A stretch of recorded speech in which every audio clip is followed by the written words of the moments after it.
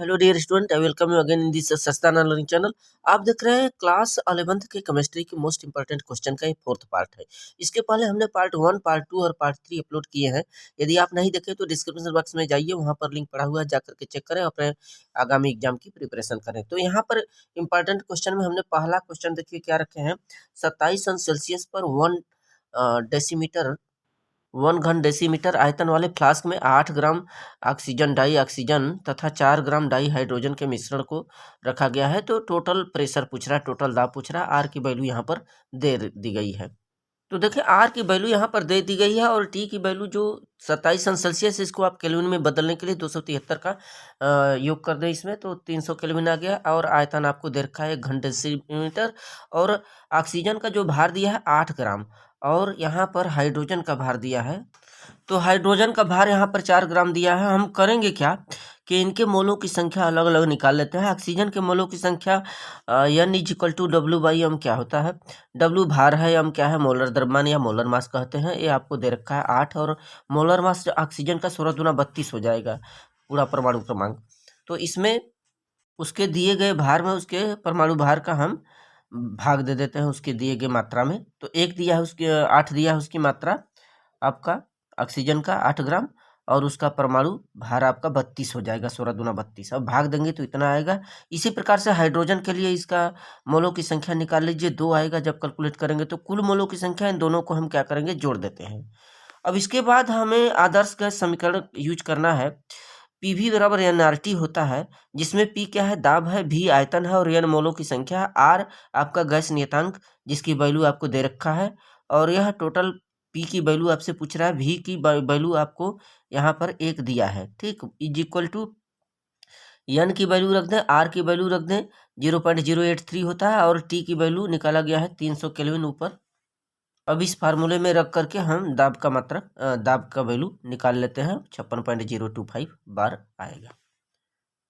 दूसरा देखिए question number 2 हमने दिया है कि निम्न दिए गए समीकरण को आयन इलेक्ट्रॉन विधि से संतुलित कीजिए। अब यहाँ पर एक क्वेश्चन दिया है, MnO4 पूरे का पावर -1 यहाँ पर दे रखा है। यहाँ पर आयन की संख्या आयरन पर 2 है, प्लस आयन है, और यहाँ पर आयरन पर 3 प्लस आयन है, और Mn पर 2 प्लस आयन है। अब इनको आयन इलेक्ट्रॉन विधि से संतुलित करने के लिए हम सबसे पहले 2 अर्ध समीकरण में बांटेंगे, जिसमें एक का ऑक्सीडेशन होगा, दूसरे का रिडक्शन।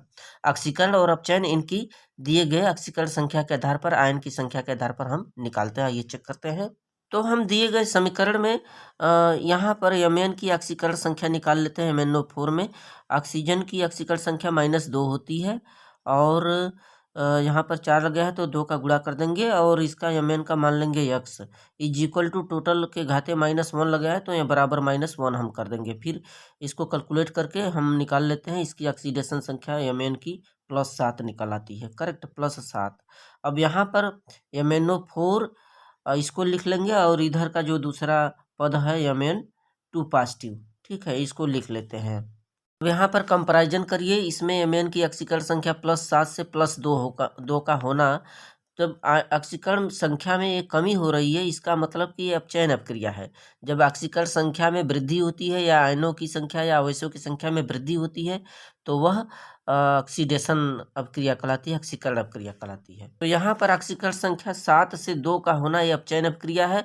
और दूसरा जो हमने इक्वेशन बनाया कि Fe2 positive convert into Fe3 positive, यहाँ पर 2 से 3 होना, वृद्धि हो रहा है ऑक्सीकरण संख्या में, अतः यह आपकी ऑक्सीकरण अपक्रिया है, ठीक। समीकरण 1 और समीकरण 2 में अब हम लोग क्या करेंगे, जो परमाणु इसमें दिए गए हैं Mn, ऑक्सीजन, इनको संतुलित करना होगा। संतुलित करने के लिए, ऑक्सीजन को संतुलित करने के लिए हम एक तरफ जल और दूसरी तरफ H+ आयन को जोड़ते हैं, यदि दिया गया समीकरण अम्लीय माध्यम में होता है। दूसरी कि हम क्षारीय माध्यम में कोई अपक्रिया हो रही है, तो इसमें H2O और OH आयन से संतुलित करेंगे। तो देखिए यहाँ पर ऑक्सीजन को संतुलित करने के लिए होगा क्या कि हम एक तरफ वाटर जोड़ेंगे, दूसरी तरफ हाइड्रोजन परमाणु को संतुलित करने के लिए H परमाणु जोड़ेंगे। यहाँ पर देखिए इस समीकरण को हमने लिखा है, यहाँ पर 4 ऑक्सीजन परमाणु है, तो ऑक्सीजन को संतुलित करने के लिए आप लेफ्ट राइट साइड में 4H2O जोड़ेंगे। जैसे ही हम 4H2O जोड़ दिए, ऑक्सीजन तो संतुलित हो गया, बट हाइड्रोजन यहाँ पर 8 हो गया, 4 दूनी 8, तो इधर H+ आयन जोड़ेंगे, 8 H+ आयन जैसे ही जोड़ेंगे तो हाइड्रोजन भी संतुलित, ऑक्सीजन भी संतुलित और एमएन भी संतुलित, एक एक परमाणु एमएन दिया है। इसके बाद हम क्या करेंगे, अब आयनों को संतुलित करते हैं। आयनों को संतुलित करने के लिए हमें इलेक्ट्रॉनों का सहारा लेना होगा। अब यहाँ पर देखिए, इधर जो आयन हो गए 8 में से 1 घटाएंगे तो 7 आयन, और इधर 2 आयन। तो आयन को संतुलित करने के लिए हम क्या करेंगे, इस दिए गए इक्वेशन में इलेक्ट्रॉनों को जोड़ेंगे अथवा घटाएंगे। अब चूंकि इधर 7 हैं टोटल, इधर 2 हैं, तो 7 में से 5 इलेक्ट्रॉन यदि घटा देंगे तो इधर भी 2 इलेक्ट्रॉन हो जाएगा। चूंकि इलेक्ट्रॉन पर नेगेटिव चार्ज होता है, तो इधर टोटल 7 इलेक्ट्रॉन में जैसे ही 5 इलेक्ट्रॉन घटा देंगे तो ये आवेश आपका संतुलित हो जाएगा। 2 इधर हुए तो 2 इधर हो जाएगा, लेफ्ट और राइट। इक्वेशन नंबर 3 हो जाएगा। इसी प्रकार से सेकेंड इक्वेशन है Fe2 कन्वर्ट इंटू Fe3। तो यहाँ पर 2 इलेक्ट्रॉन कन्वर्ट इंटू 3 पॉजिटिव में, तो 1 इलेक्ट्रॉन इधर आप राइट साइड में जोड़ दें तो 2 इलेक्ट्रॉन इधर भी, 2 इलेक्ट्रॉन इधर भी। एक ए इक्वेशन नंबर 5 मान लेंगे, 4th मान लेंगे, 4 मान लेंगे। अब 3 और 4 इक्वेशन में अब यहाँ पर इलेक्ट्रॉन को संतुलित करने के लिए हम क्या करेंगे, इनको बराबर करना होगा। यहाँ 5 इलेक्ट्रॉन है तो यहाँ भी 5 होना चाहिए, तभी कटेगा। तो हम क्या करेंगे, इस समीकरण नंबर 4 में 5 का गुणा करेंगे और समीकरण नंबर 1 में इस 1 इलेक्ट्रॉन का गुणा करेंगे, यानी 1 का। तो जैसे ही गुणा करते हैं, गुणा करके इनको क्या कर देना है, बस काट देना है। इधर से 5 इलेक्ट्रॉन काटेंगे, जस्ट इधर से काट करके अब इस इक्वेशन को हम जोड़ देते हैं। यही हमारा संतुलित रासायनिक समीकरण है। इसको आप चेक कर सकते हैं, जितना ऑक्सीजन परमाणु इस साइड में है, उतना ही ऑक्सीजन परमाणु इधर भी है। हाइड्रोजन और हाइड्रोजन तथा आयरन व अन्य परमाणुओं की संख्या समतुल्य है। नेक्स्ट क्वेश्चन आइए चेक करते हैं। अब क्वेश्चन नंबर 3 देखे दिया है कि निम्न संरचना का IUPAC नोमेनक्लेचर बताना है। अब यहाँ पर आप देख रहे हैं कि इस तरह से रचना दी गई है। तो यहाँ पर जो ये जो सिरे होते हैं ना, ये कार्बन को डिनोट करते हैं, कार्बन को दर्शाते हैं। और ये जो लास्ट सिरा होता है, ये मेथिल ग्रुप जुड़ा होता है। यहाँ मेथिल, यहाँ मेथिल, ये लास्ट जो अंतिम सिरा होती हैं, ये मेथिल को दर्शाती हैं। तो इनको दर्शाते हुए आइए इसका नोमेनक्लेचर करते हैं। तो मेथिल ग्रुप में यहाँ देखिए हो जाएगा CH3, यहाँ हो जाएगा CH3, लास्ट में यहाँ भी हो जाएगा CH3, यहाँ भी हो जाएगा CH3। अब जानते हैं कार्बन की बैलेंसी 4 होती है, तो 4 लोगों से ये ज्वाइंट कर सकता है। 3 1 4 हो गया। यहाँ पर देखिए, यहाँ पर कार्बन अटैच है, हर सिरे पर कार्बन अटैच है, कार्बन अटैच है हर सिरे पर। तो यहाँ पर कार्बन की बैलेंसी चेक करें तो एक इधर, एक इधर, एक इधर, यानी 1 2 3 3 लोगों से ज्वाइंट है। यहाँ पर H लगा दीजिए, 3 1 4 हो जाएगा। यहाँ भी CH लगा देंगे, CH2 लगा देंगे, 2 1 3 1 4। यहाँ देखिए CH2 लगाएंगे तो 2 हाइड्रोजन हो गया, 1 3 1 4 लोगों से ज्वाइंट कर लिया।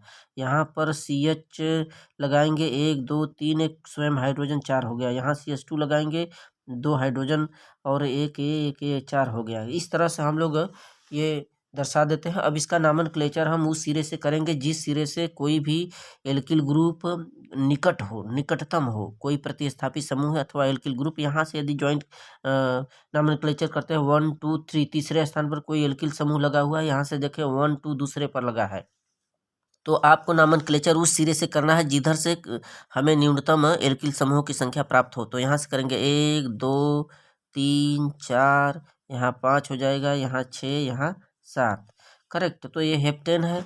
तो यहाँ पर दूसरे और तीसरे स्थान पर मेथिल लग गया, तो क्या हो जाएगा 2, यहाँ कामा लगा देंगे, 3 डाई मेथिल हेप्टेन। चूंकि 7 है इसलिए इसका नाम हेप्टेन होगा।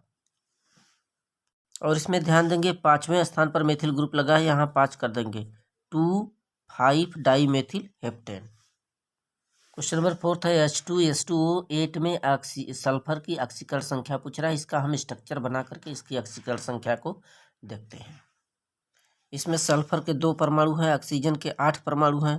तो यहाँ पर सल्फर के 2 परमाणु इस तरह से दिखा देंगे, ऑक्सीजन 8 है, तो यहाँ पर ऑक्सीजन 1 2 3 4, 1 2 3 4 इस तरह से दर्शा दें। इसके बाद यहाँ पर 2 हाइड्रोजन इसमें है, 2 हाइड्रोजन यहाँ लगा दें। हाइड्रोजन जाता है, 1 इलेक्ट्रॉन होता है, 1 इलेक्ट्रॉन, एक इलेक्ट्रॉनों की साझेदारी करेगा। तो यहाँ भी 1 इलेक्ट्रॉनों की सल्फर ऑक्सीजन के बीच साझेदारी होगी। अब यहाँ पर सल्फर के पास अंतिम कोष में 6 इलेक्ट्रॉन होते हैं। 6 का मतलब कि 1 इधर हो गया, 1 इधर, 1 इधर ज्वाइंट करा दें, साझा करवा दें। अब 2 इलेक्ट्रॉन ये सल्फर ऑक्सीजन को दे देगा, यहाँ भी इसी तरह से, यहाँ भी 2 इलेक्ट्रॉन सल्फर को ऑक्सीजन को दे देगा, सल्फर यहाँ भी।